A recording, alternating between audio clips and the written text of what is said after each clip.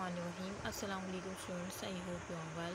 बेटे, जिस तरह से लास्ट लेक्चर में हमने जो है जिप्सम प्रोडक्ट को स्टार्ट किया था, मैंने बहुत डिटेल में जो है इसकी रिक्वायरमेंट, आइडियल रिक्वायरमेंट जो है और इसका इंट्रोडक्शन और केमिकल फार्मूला और जिप्सम प्रोडक्ट किस फॉर्म में यूज़ होता है डेंटिस्ट्री में, कैल्शियम सल्फेट हेमीहाइड्रेट की फॉर्म में, ठीक है।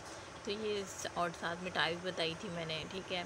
सो वो प्रीवियस लेक्चर आप यहाँ से देख लीजिएगा। ये जो है पार्ट 2 है, ठीक है, पार्ट 2 है जिप्सम प्रोडक्ट का। जहाँ हम कंपोजिशन से स्टार्ट करते हैं। तो बेटे, जिप्सम प्रोडक्ट जो यूज़ होता है डेंटिस्ट्री में, ठीक है, वो किस तरह से फॉर्म होता है। लाइक जिस तरह से मैंने आपको कहा था कि बेटे जिप्सम जो है वो एक वाइट पाउडरी मिनरल है, जिसका फार्मूला मैंने आपको क्या बताया था, कैल्शियम सल्फेट डाईहाइड्रेट, ठीक है। अब उस जिप्सम को जब हम जिप्सम को यूज़ नहीं करते डेंटिस्ट्री में, हम जिप्सम प्रोडक्ट को यूज़ करते हैं डेंटिस्ट्री में। तो बेटे वही जिप्सम प्रोडक्ट जो डेंटिस्ट्री में यूज़ होते हैं, जो जिप्सम से हमें मिलते हैं, तो वो किस तरह से मिलते हैं, ठीक है, तो वो आज हम देखेंगे। तो बेटे gypsum product use in dentistry are वो फॉर्म होते हैं बाय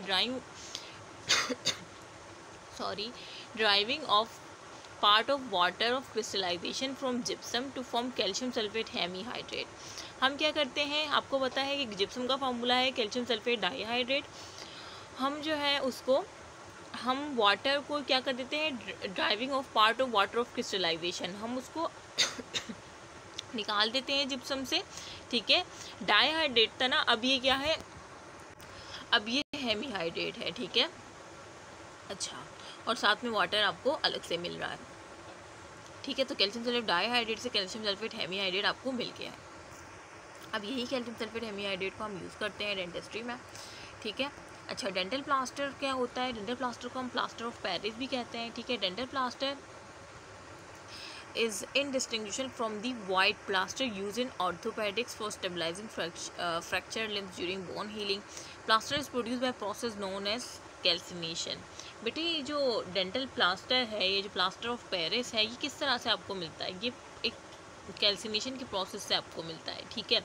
और ये डेंटल प्लास्टर जो है ये इनडिस्टिंग्विशेबल है, जो आप वाइट प्लास्टर यूज़ करते हैं ऑर्थोपेडिक्स में, जो स्टेबलाइज करते हैं, कोई फ्रैक्चर लिम्ब हो गया ड्यूरिंग बोन,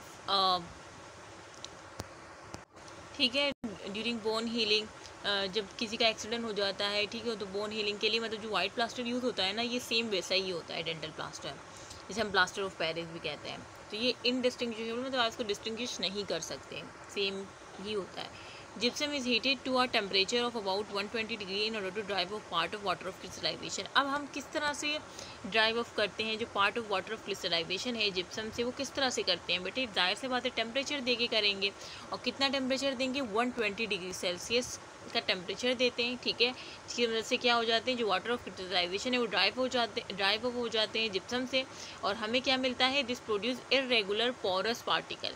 इर्रेगुलर होते हैं, ठीक है, कोई रेगुलर शेप नहीं होती, इर्रेगुलर होते हैं और पोरस होते हैं, ठीक है, which are sometime referred as beta hemihydrate particle, जिसे हम बीटा हेमीहाइड्रेट पार्टिकल कहते हैं, ठीक है। तो ये आपसे पूछ सकते हैं कि बीटा हेमीहाइड्रेट पार्टिकल किस शेप के होते हैं, तो आपने इरेगुलर पोरस पार्टिकल बताना है। किस तरह से प्रोड्यूस होते हैं, जिप्सम को 120 डिग्री सेल्सियस पे जब आप हीटअप करते हैं तो उसके वाटर क्रिस्टलाइजेशन जो है वो ड्राइव ऑफ हो जाते हैं, आपको इरेगुलर पोरस पार्टिकल मिल जाते हैं, ठीक है। तो डेंटल प्लास्टर जिप्सम को जब आप हीट देते हैं, ठीक है, ओपन कैटल में एट 120 डिग्री सेल्सियस, तो आपको क्या मिलता है, बीटा हेमीहाइड्रेट कैल्शियम सल्फेट, ठीक है। अच्छा, उसके बाद देखें 2 टाइप्स ऑफ प्लास्टर होते हैं, ठीक है। टाइप 1 जो होता है वो इम्प्रेशन मेड होता है, ठीक है, और जो टाइप 2 होता है वो मॉडल प्लास्टर होता है, मीन मॉडल बनाने के लिए, ये इम्प्रेशन लेने के लिए, ठीक है। अच्छा, ओवर हीटिंग द जिप्सम में cause further loss of water to form calcium sulphate anhydrate. जिस तरह से मैंने आपको इससे पहले बताया कि बेटे बीटा कैल्शियम हेमीहाइड्रेट जो है, जो अभी आपने जो ऊपर देखा कि बीटा हेमीहाइड्रेट कैल्शियम सल्फेट जो था, ठीक है, वो आपको कब मिला था, 120 डिग्री सेल्सियस जब आपने हीट किया था, 120 डिग्री सेल्सियस जब आपने जिप्सम को हीट किया था, तो आपको क्या मिला, बीटा हेमीहाइड्रेट कैल्शियम सल्फेट मिला। लेकिन अगर आप 120 डिग्री सेल्सियस को क्रॉस कर जाते हैं, मीन ओवर हीटिंग करते हैं, तो ओवर हीटिंग से क्या होगा कि तमाम जो उसके जो वाटर कैल्शियम सल्फेट डाइहाइड्रेट की फॉर्म में था, तो वो क्या कर देगा, वो लूज़ कर देगा वाटर को, ठीक है, क्योंकि आप ओवर हीटिंग कर रहे हैं। आपने 120 डिग्री सेल्सियस तक करेंगे तो आपको बीटा हेमीहाइड्रेट के कैल्शियम सल्फेट मिल जाएगा। लेकिन अगर आप 120 डिग्री सेल्सियस को क्रॉस कर जाते हैं और ओवर हीटिंग की तरफ जाते हैं, तो बेटे ओवर हीटिंग पे आपको क्या मिलेगा, कैल्शियम सल्फेट अनहाइड्रेट, उसके तमाम वाटर जो है वो ड्राइव हो जाएंगे, मीन लॉस हो जाएंगे, ठीक है। Under heating produce a significant concentration of residual dihydrate. और अगर आप अंडर हीटिंग करते हैं, मतलब 120 से बेलो जाते हैं, ठीक है, मतलब अंडर हीटिंग करते हैं, तो क्या होगा कि उसमें जो है सिग्निफिकेंट कंसंट्रेशन होगी रेसिडुअल डाइहाइड्रेट की, ठीक है, मतलब कुछ ना कुछ डाइहाइड्रेट रह जाएगा। जो आपका कैल्शियम सल्फेट हेमीहाइड्रेट आपने जो प्रिपेयर किया होगा, क्योंकि आपने तो अंडर हीटिंग की है, आपने 120 डिग्री सेल तक फुल की ही नहीं, तो अंडर हीटिंग करने में क्या होगा कि कुछ ना कुछ रेसिडुअल डाइहाइड्रेट आपके मिक्सचर में पाए जाएंगे, ठीक है। और उसका क्या नुकसान होगा अभी आगे देखते हैं। The presence of both component has a mark influence upon a setting characteristics of a resultant plaster. फिर क्या होगा कि आपके प्लास्टर में, बाउल में, ठीक है, मतलब जो आप हीट कर रहे हैं जिप्सम को, जो आपने रखा हुआ है, अब आपने उसको अंडर हीटिंग किया है, मतलब आपने 120 तक नहीं, 120 डिग्री सेल्सियस पर अगर आप करते हैं तो आपको बीटा कैल्शियम हेमीहाइड्रेट मिलता है। लेकिन आपने क्या किया, आपने 90 पे किया है या 100 पे किया है, मतलब आपने अंडर हीटिंग की है, तो उसमें क्या होगा, कुछ ना कुछ रेसिडुअल डाइहाइड्रेट पार्टिकल्स होंगे।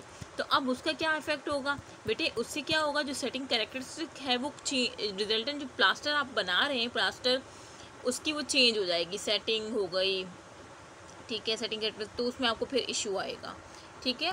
तो ये सारी चीज़ें हैं। डेंटल स्टोन, अब डेंटल स्टोन किस तरह से बनता है, डेंटल प्लास्टर का तो आपको समझ आ गया बेटे। डेंटल स्टोन बनाने के लिए आपने जिप्सम को स्टीम और मतलब स्टीम देनी है, और साथ में जो है आपने क्या करना है, प्रेशर पे, स्टीम एंड प्रेशर पे रखेंगे, बिल्कुल जिस तरह से आपको इस डायग्राम में नज़र भी आ रहा होगा। और कितने डिग्री सेल्सियस, 125, जबकि आपने प्लास्टर में देखा था कि 120 था, यहाँ पे 125 है। वहाँ पे आपको कौन से क्रिस्टल मिल रहे थे, बीटा हेमीहाइड्रेट कैल्शियम सल्फेट के मिल रहे थे। यहाँ पे डेंटल स्टोन में आपको कौन से क्रिस्टल मिल रहे हैं, अल्फा हेमीहाइड्रेट कैल्शियम सल्फेट मिल रहे हैं, ठीक है, टाइप 3 जिप्सम जिसे हम कहते हैं, ठीक है।